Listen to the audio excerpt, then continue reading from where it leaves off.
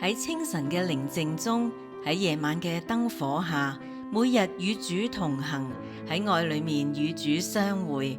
我係阿青，讓我哋一齊打開心靈之窗，讓神嘅話語成為亮光，指引前行嘅方向。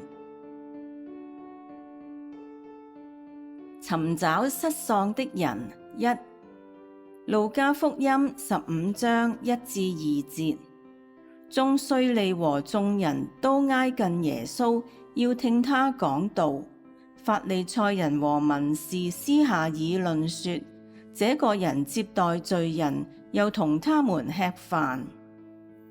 請細心思想以上經文1至2節，罪人要聽耶穌講道，法利賽人同文士就私下議論耶穌接待罪人。佢哋呢個議論係認為耶穌有乜嘢做得唔啱呢？佢哋認為應該點樣看待罪人呢？讓我哋一齊默想經文對我哋嘅意義啊！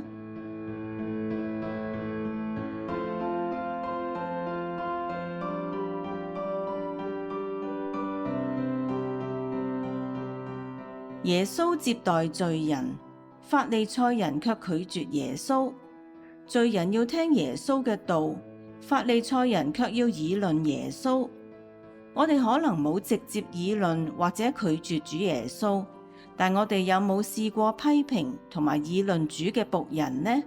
就係其他做牧養嘅、侍奉嘅、為主熱心嘅人。我哋批評得臉紅耳熱，呢個怒氣係為着真理，抑或係為着高舉自己嘅道理呢？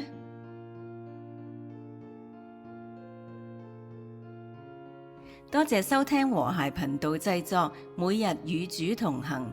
材料改編自國正網絡細味主物語，原作者楊海恒。好開心能夠同你分享上帝嘅話語，一齊研讀聖經，靈命成長。歡迎你喺我哋嘅 Facebook 留下足跡，聽日見啦！